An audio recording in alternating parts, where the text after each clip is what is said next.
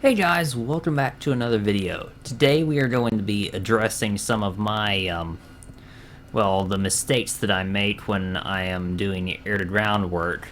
And we are here today in the AV-8B Harrier. I just got this over the last DCS World sale, so I'm really excited to not try it out. I've been playing around with it for a little while now because otherwise I would look utterly stupid not knowing what anything does in here. But I more or less have the basics figured out, so I'm going to go ahead and set Master Arm to on while I'm thinking about it. We will remove the wheel brakes, vector our nozzles down a bit, and full throttle to get off the Tarawa here. And so what do I mean when I'm referring to air-to-ground mistakes? Well, I've noticed in the comments, and honestly I've been aware of this for a while, that when I'm doing air-to-ground work, let's see, okay good, my gear is up. Alright, let's get those nozzles re-vectored the way they should be.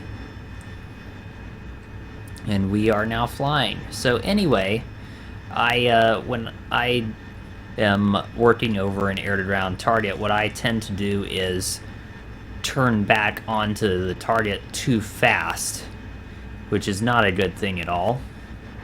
So I'm going to attempt to rectify that here and do it properly in this video. So we have a Nox class frigate out here that we are going to be sinking as part of a SyncX exercise. Whoops, head tracker issue going on here.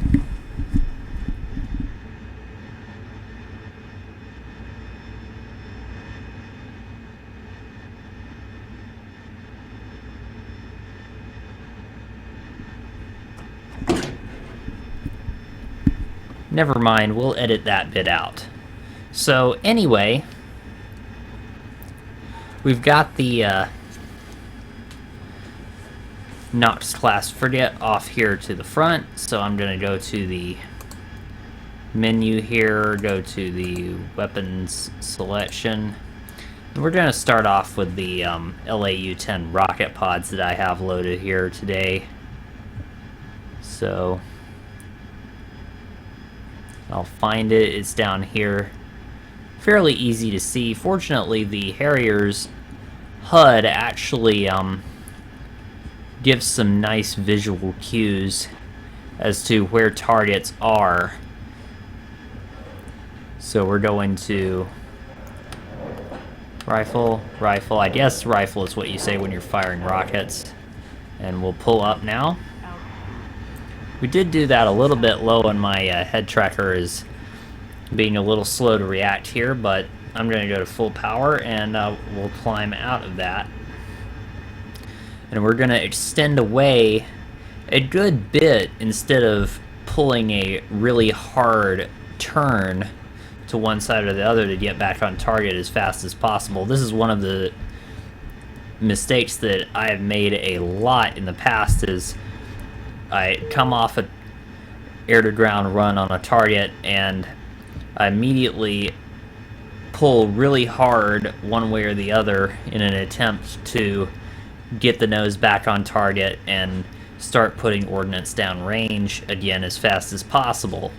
And that is actually a very dangerous thing to do because you're usually at a low altitude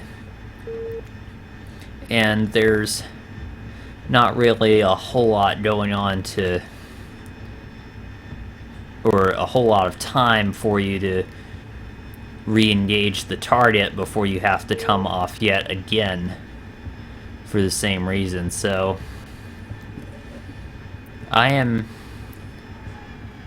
tempted here to switch to the sidearm missiles, which are basically Sidewinders configured as anti-radar missiles, but this is good enough for me.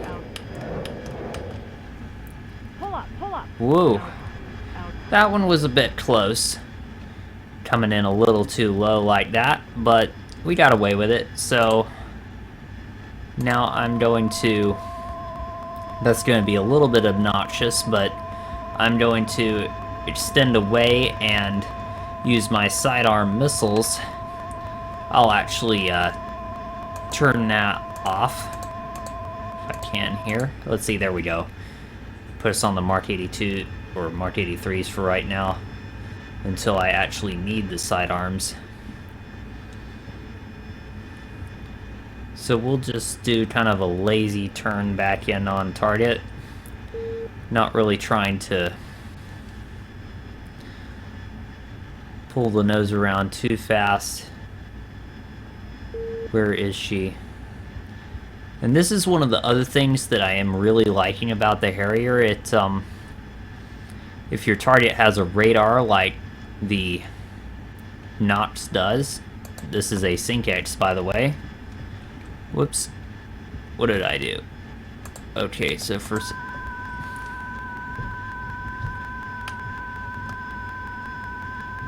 Okay, here we go. Magnum. And that is the brevity code for firing anti-radar missiles.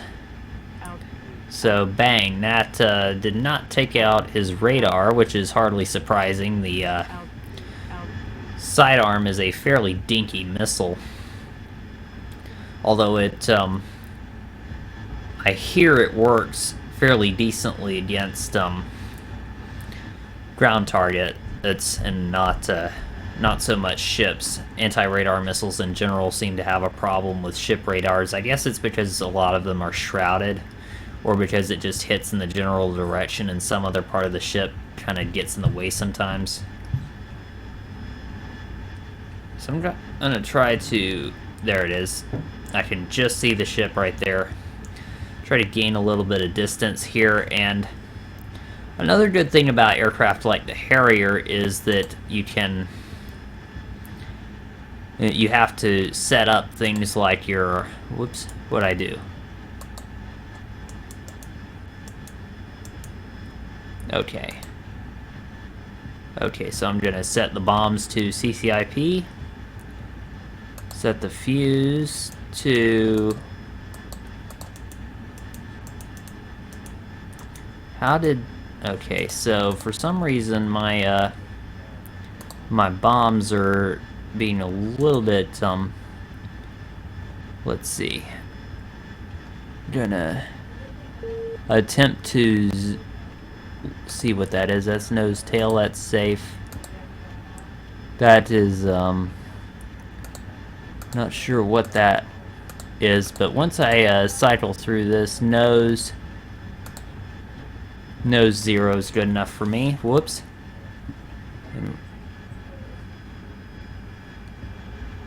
Okay, I have managed to get myself into a cloud here while I was working on that, so we will roll down out of that. We've got plenty of altitude. And see it's in auto mode again. So I'll change that to CCIP. I'm probably not going to hit anything here, but it doesn't really matter. I'm just doing this to... Actually, there she is right there.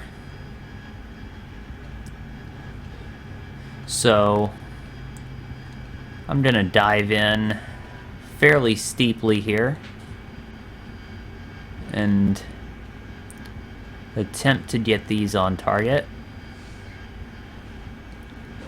There's one. That's all 4 of them away.